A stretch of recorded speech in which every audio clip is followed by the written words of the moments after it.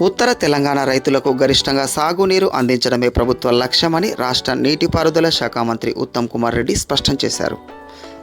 ఎల్లంపల్లి రిజర్వాయర్ను మంత్రులు శ్రీధర్ బాబు, వివేక్ వెంకటస్వామి, అడ్లూరి లక్ష్మణ్ కుమార్లతో కలిసి పరిశీలించిన ఆయన గోదావరి జలాల వినియోగంపై సమగ్ర అధ్యయనం చేస్తున్నామని తెలిపారు.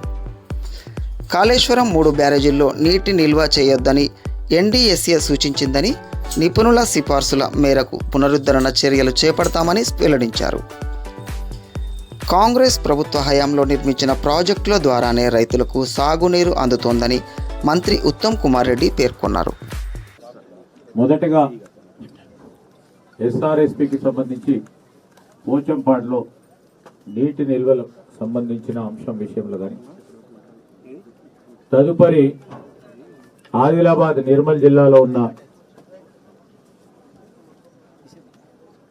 ప్రాజెక్టుకి సంబంధించిన నీటి నిల్వలు కానీ, ఇప్పుడు శ్రీపాద ఎల్లంపల్లికి సంబంధించిన నీటి నిల్వలను తెలుసుకొని సమీక్ష చేసుకొని మరి రాబోయే కాలంలో ఏ విధమైన ప్రణాళిక తీసుకోవాలని గౌరవ మంత్రివర్యులు రావటం జరిగింది.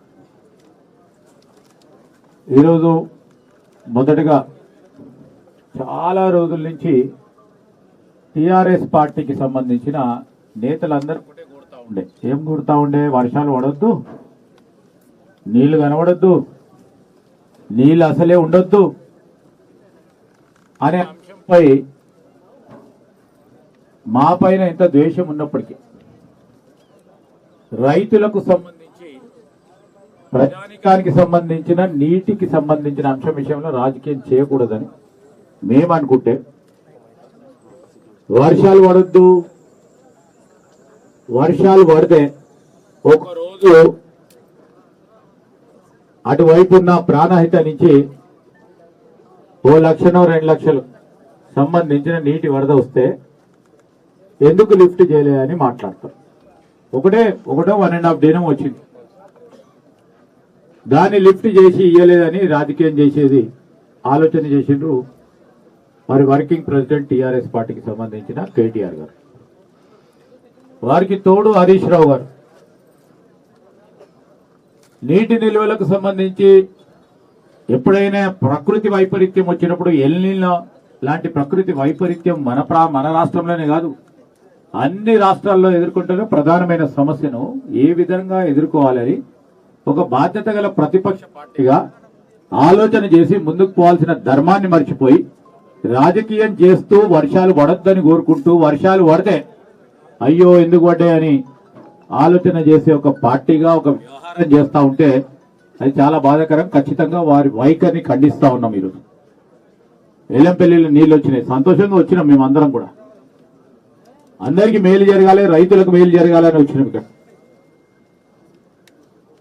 ఈరోజు త్రాగడానికి నీరుకి సంబంధించిన ఒక ప్రణాళిక సిద్ధం చేసుకోవాలి.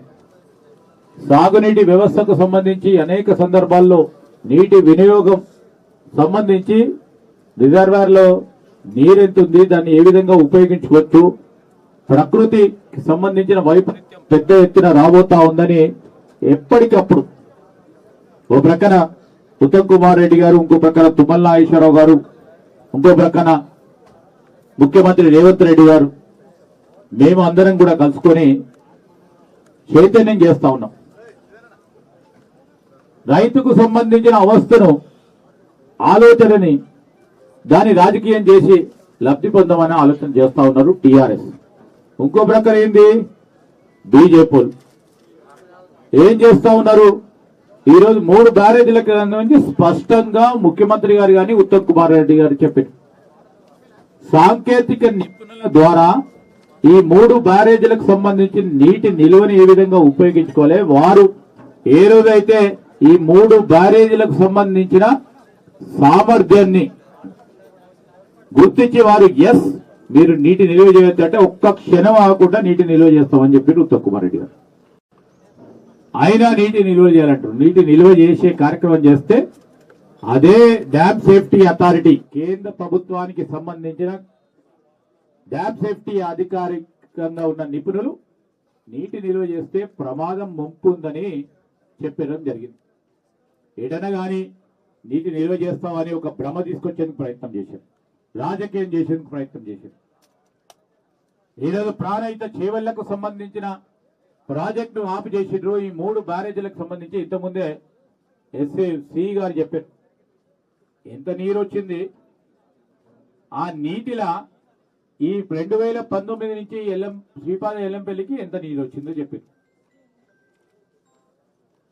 మేము అడుగుతా ఉన్నాం సూటిగా, ఎందుకంటే ఉత్తమ్ కుమార్ రెడ్డి గారు కూడా మాట్లాడతారు ఇప్పుడు అన్ని విషయాలు. సూటిగా అడుగుతా ఉన్నాం టీఆర్ఎస్ మిత్రులు, మనం అందరం కలిసి ఈరోజు రైతుకు సమస్య వచ్చినప్పుడు నిలబడి ముందుకు తీసుకెళ్లే కార్యాచరణ తీసుకోవాలి. మేమే ఈరోజు మిడ్ మారేరు కట్టింది ఎవరు? ఫ్లడ్ ఫ్లో కెనాల్ కట్టింది ఎవరు? ఏ విధంగా ప్రాజెక్టు నిర్మాణం చేసి ప్రణాళిక సిద్ధం చేసుకునేది ఎవరు? నంది పంప్ హౌస్ లో ప్రణాళిక సిద్ధం చేసుకుని దాని కార్యక్రమాన్ని మొదలుపెట్టింది ఎవరు?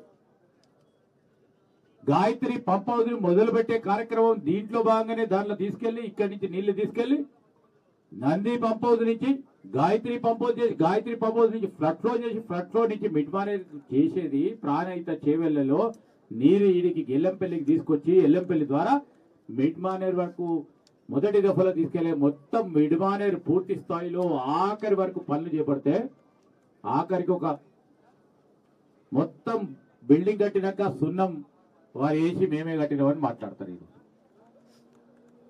నైతిక హక్కు లేదు వారు ఈరోజు మాట్లాడడానికి. ప్రభుత్వంపై అన్ని విధాలా ఆదుకునే ప్రయత్నం చేస్తుంది ప్రభుత్వం.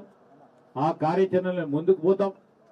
దాని విషయంలో దాన్ని చూడటానికి మన జిల్లాకి, పెద్దపల్లి జిల్లాకి, అదేవిధంగా మంచిర్యాల జిల్లాకు సంబంధించి మరి ఇక్కడ ఉన్న ఎల్లంపల్లి, మరి శ్రీపాద ఎల్లంపల్లి రిజర్వాయర్ నీటి నిల్వలకు తెలుసుకొని ఓ కార్యాచరణ తీసుకోవాలని వచ్చిన గౌరవ మంత్రి మరి ఉత్తమ్ కుమార్ రెడ్డి గారికి కృతజ్ఞతలు తెలియజేస్తూ వారిని మాట్లాడాలి.